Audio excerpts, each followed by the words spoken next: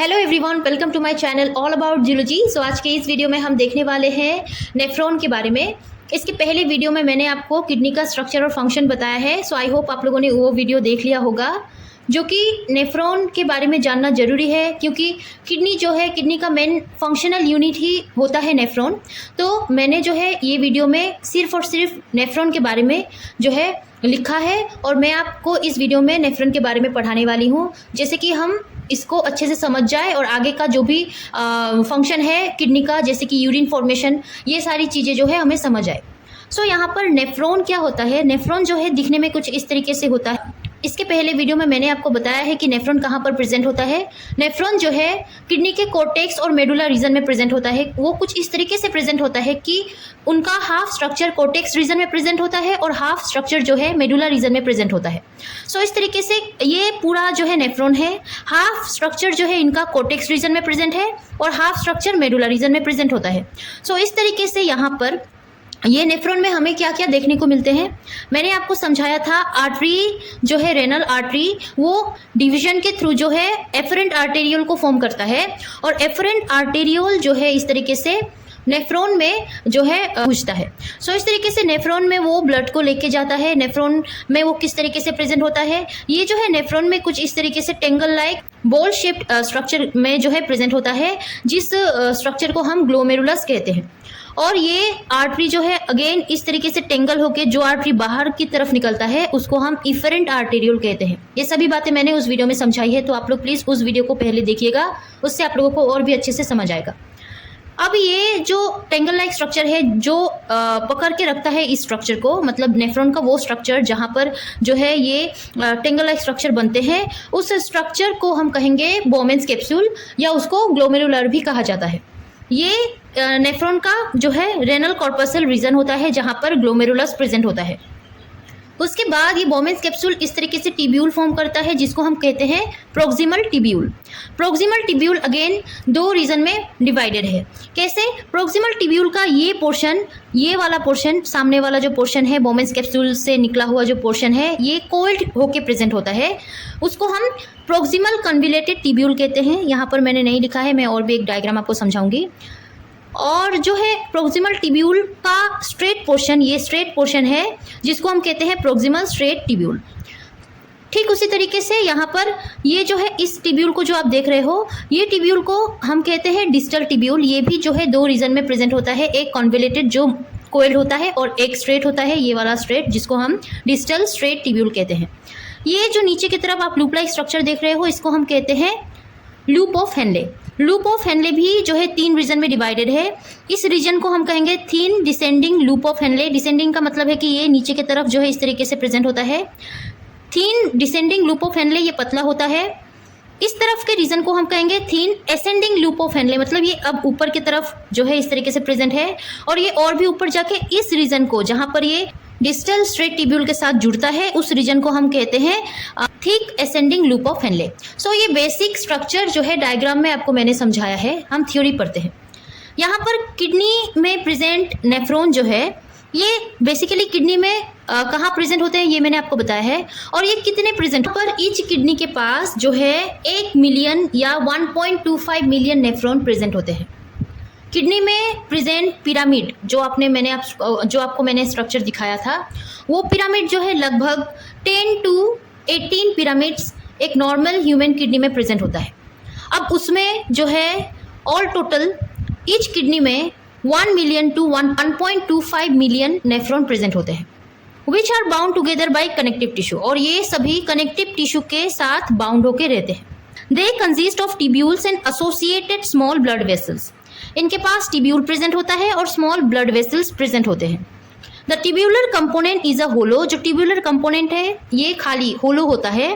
Fluid field होता है इसमें, इस ट्यूब में, formed by a single layer of epithelial cell. और जो ये टिब्यूल होता है ये किससे बना हुआ होता है? एपिथेलियल सेल से, single layer of epithelial cell से। सो किडनी में इस तरीके से नेफ्रॉन प्रेजेंट होते हैं। ये किडनी का कोर्टेक्स पोर्शन है, ये मेडुला पोर्शन है, ये सभी पिरामिड्स होते हैं। अबाउट 10 to 18 पिरामिड किडनी में प्रेजेंट होता है, और इस तरीके से पिरामिड के इस हिस्से में जहाँ पर नेफ्रॉन प्रेजेंट होता है कुछ इस तरीके से प्रेजेंट होता है कि आधा हिस्सा इनका कॉर्टेक्स में होता है और आधा हिस्सा जो है मेडुला में होता है। The nephron are responsible for filtering blood and formation of urine. Nephron का काम क्या है कि ब्लड को फिल्टर करे और यूरिन का फॉर्मेशन। मैंने आपको उस वीडियो में अच्छे से बताया है फंक्शन, यहाँ पर भी मैं बताती हूँ कि जो है नेफ्रॉन का काम क्या है कि आर्टरी जो है, जो एफरेंट आर्टेरियल है, वो ऑक्सीजनेटेड ब्लड को लेके आता है, ग्लोमेरुलस में जो है वो पोर करता है, ग्लोमेरुलस में फिल्ट्रेशन होती है, जहाँ पर क्या होता है कि फिल्ट्रेशन के थ्रू हमारे ब्लड में जो भी इसेंशियल कंपोनेंट्स होते हैं लाइक आयंस होता है, सोडियम, कैल्शियम और जो वाटर होता है, एमिनो एसिड्स होते हैं, वो जो हमारे बॉडी के लिए ज़रूरी है उनको रीअब्जॉर्ब कर लिया जाता है और बाकी बचे वेस्ट प्रोडक्ट जो हमारे बॉडी के लिए जो है रिक्वायरमेंट नहीं होती हमारे बॉडी में, बॉडी के लिए जो है यूजलेस है, उन सभी को वेस्ट प्रोडक्ट के फॉर्म में, यूरिन के फॉर्म में बाहर निकाल दिया जाता है। और कैसे निकाल दिया जाता है वो भी मैंने उस वीडियो में समझाया है। नेफ्रॉन 2 पार्ट्स में डिवाइड होता है, रेनल कॉर्पसल या माल्पिघियन बॉडी, ये वही है जहां पर जो हिस्से में ग्लोमेरुलस और बोमेन्स कैप्सूल प्रेजेंट होते हैं। सो नेफ्रॉन का वो स्ट्रक्चर जहां पर ग्लोमेरुलस और बोमेन्स कैप्सूल प्रेजेंट होते हैं उनको हम कहते हैं रेनल कॉर्पसल या इनको माल्पिघियन बॉडी भी कहा जाता है। और नेफ्रॉन का दूसरा पार्ट है रेनल टिब्यूल, जहां पर जो है प्रोक्सिमल टिब्यूल आते हैं, लूप ऑफ हेनले आता है, डिस्टल टिब्यूल आते हैं। टिब्यूल को भी डिवाइड किया गया है, 2 हिस्सों में डिवाइड किया गया है, प्रोक्सिमल कॉन्वोल्यूटेड टिब्यूल और proximal straight tubule. Again convoluted का मतलब है कि ये टिब्यूल स्ट्रेट नहीं होते हैं, ये टिब्यूल टाइटली कोल्ड होते हैं। और स्ट्रेट का मतलब है प्रोक्सिमल स्ट्रेट टिब्यूल जो स्ट्रेट प्रेजेंट होते हैं। वही loop of Henle functionally distinct किया गया है 3 सेगमेंट में, थिन डिसेंडिंग सेगमेंट जो मैंने आपको दिखाया था डायग्राम में, थिन असेंडिंग सेगमेंट और thick ascending segment. In nephron blood plasma is filtered in renal corpuscle. Nephron में ब्लड प्लाज्मा को जो है फिल्टर किया जाता है रेनल कॉर्पसल में। रेनल कॉर्पसल क्या है? ग्लोमेरुलस, जहां पर अफेरेंट आर्टेरियल जो है टेंगल होके प्रेजेंट होता है, ग्लोमेरुलस जिसे कहा जाता है, जिसको हम कहते हैं ग्लोमेरुलर कैपिलरी, और इसको माल्पिघियन बॉडी भी कहा जाता है। And the filtered fluid passes through renal tubule, और जो फिल्टर फ्लूइड है वो रेनल टिब्यूल के जो है थ्रू पास किया जाता है। Blood plasma is filtered in the Bowman's capsule और glomerular capsule, then filtered fluid passes in the renal tubule. So यहाँ पर बोमेन्स कैप्सूल, ग्लोमेरुलर कैप्सूल सभी एक ही है। यहाँ पर सभी चीज़ों को आप ध्यान से पढ़िएगा। हो सकता है बोमेन्स कैप्सूल हमें पता है, ग्लोमेरुलर कैप्सूल हमें पता नहीं है, सो आप सोचोगे ये कुछ अलग है, बट एक ही होता है। बोमेन्स कैप्सूल को ही ग्लोमेरुलर कैप्सूल कहा जाता है। सो कहा गया है ब्लड प्लाज्मा को फिल्टर किया जाता है बोमेन कैप्सूल में या ग्लोमेरुलर कैप्सूल में, और उसको फिल्टर फ्लूइड को जो है पास किया जाता है रेनल टिब्यूल में। तो यहाँ पर ये तो मैंने आपको फंक्शन बताया है नेफ्रॉन का। यहाँ पर नेफ्रॉन जो है 2 टाइप के प्रेजेंट होते हैं, एक होता है कोर्टिकल नेफ्रॉन और दूसरा होता है जक्स्टा मेडुलरी नेफ्रॉन। डायग्राम से पहले समझते हैं। कोर्टिकल नेफ्रॉन क्या है कि कोर्टेक्स रीजन में वो ज़्यादा प्रेजेंट होता है। मैंने आपको बताया था कि नेफ्रॉन का स्ट्रक्चर कुछ इस तरीके से प्रेजेंट होता है कि आधा हिस्सा उनका कोर्टेक्स में और आधा हिस्सा मेडुला में। सो कोर्टिकल नेफ्रॉन के केस में कोर्टेक्स, जो कोर्टिकल पोर्शन है नेफ्रॉन का, वो कुछ ज़्यादा प्रेजेंट होता है, मेडुला पोर्शन में वो कम होते हैं। आप देख सकते हो लूप ऑफ हेनले जो है इनका मेडुला में बहुत कम है, कम पोर्शन में प्रेजेंट है। वही जक्स्टा मेडुलरी नेफ्रॉन का आप अगर स्ट्रक्चर देखोगे तो आधा हिस्सा कोर्टिकल में और आधा हिस्सा पूरा जो है इस तरीके से मेडुला में प्रेजेंट है। सो इन दोनों में आप डिफरेंस देख सकते हो। बाकी वही है, यहाँ पर सभी distal tubule, proximal tubule, Henle जो है, loop of Henle, glomerulus, glomerular, ये सारे हैं। About 80 to 85% of nephron is cortical nephron and in some 20 to 30% are juxtamedullary nephron. कहा गया है कि 80 to 85% नेफ्रॉन जो है ये कोर्टिकल नेफ्रॉन होते हैं, बाकी बचे 20 to 30% नेफ्रॉन जक्स्टामेडुलरी टाइप के नेफ्रॉन होते हैं। In cortical nephron, the renal corpuscle are located in the outer renal cortex and have short loop of Henle that extend very little into the medulla. Short loop of Henle होता है cortical nephron में, जो बहुत कम medulla portion में फैला होता है। In juxtamedullary nephron, the renal corpuscle are lie deep in the renal cortex.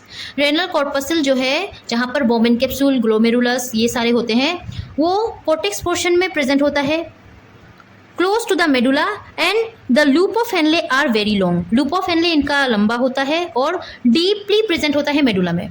So deeply present होता है मेडुला में in case of juxta medullary में, और जो है बहुत छोटा एक्सटेंड होके प्रेजेंट होता है ये मेडुला में कॉर्टिकल नेफ्रॉन। सो दोनों का डिफरेंस आप समझ सकते हो। जक्स्टा ग्लोमेरुलर अपरेटस क्या है? Each nephron contain a juxta glomerular apparatus. सभी नेफ्रॉन के पास जक्स्टा ग्लोमेरुलर अपरेटस प्रेजेंट होता है। Juxta glomerular apparatus is located near the glomerulus of the nephron. जहाँ पर ग्लोमेरुलस होता है, नेफ्रॉन के जिस हिस्से में ग्लोमेरुलस होता है वहाँ पर जक्स्टा ग्लोमेरुलर अपरेटस प्रेजेंट होता है। ये एक स्पेशलाइज्ड स्ट्रक्चर है formed by a distal convoluted tubule, जो डिस्टल कॉन्वोल्यूटेड टिब्यूल से फॉर्म होता है और ग्लोमेरुलर एफरेंट आर्टेरियल से फॉर्म होता है। मतलब इस हिस्से को, इस पोर्शन को जो हम जक्स्टा ग्लोमेरुलर अपरेटस जिसको हम बोल रहे हैं, उसको दो चीज़ें मिलके बनाती है। क्या क्या? डिस्टल कॉन्वोल्यूटेड टिब्यूल और glomerular efferent arteriole. They are of 3 types. ये 3 टाइप के होते हैं। जक्स्टा ग्लोमेरुलर सेल्स जो wall of the efferent arteriole होता है, मैक्यूला डेंसा सेल जो डिस्टल कॉन्वोल्यूटेड टिब्यूल का पार्ट होता है, और extraglomerular mesangial cell. So यहाँ पर ये आप डायग्राम देखो, यहाँ पर डायग्राम में आप देखोगे कि जो जक्स्टा ग्लोमेरुलर अपरेटस है वो कुछ इस तरीके से प्रेजेंट होता है। यहाँ पर ये ग्लोमेरुलस है। एफरेंट आर्टेरियल को आप देखो, यहाँ पर एफरेंट आर्टेरियल का जो सेल है इसको जक्स्टा ग्लोमेरुलर सेल कहा गया है। वही जो टिब्यूल होता है नेफ्रॉन में, वो टिब्यूल में डिस्टल टिब्यूल का जो सेल है उसको macula densa of distal tubule कहा गया है। इस तरफ का जो सेल है, ये दोनों एक दूसरे के कांटेक्ट में है, आप देख सकते हो। ठीक है। सो ये होता है जक्स्टा ग्लोमेरुलर सेल जो एफरेंट आर्टेरियल का होता है, और ये होता है macula densa of distal tubule. बाकी स्ट्रक्चर जो है ये होता है, ये इफरेंट आर्टेरियल ग्लोमेरुलर या बोमेंस कैप्सूल का जो पेराइटल सेल है उसको हम बोलेंगे पेराइटल लेयर ऑफ बोमेंस कैप्सूल। ये ग्लोमेरुलस पोर्शन जो कैपिलरी है उनमें इस तरीके का जो है पोडोसाइट्स प्रेजेंट होता है, इस तरीके का। और यहाँ पर ये बोमेंस कैप्सूल है या इसको ग्लोमेरुलर भी कहा जाता है। सो ये डायग्राम है जक्स्टा ग्लोमेरुलर अपरेटस का। The macula densa is a specialized group of epithelial cell in the distal tubule that comes in contact with the afferent and efferent arteriole. So यहाँ पर कहा गया है कि मैक्यूला डेंसा जो distal tubule का एक specialised group of epithelial cell होता है, वो क्या होता है कि एफरेंट और इफरेंट आर्टेरियल दोनों के कांटेक्ट में रहता है।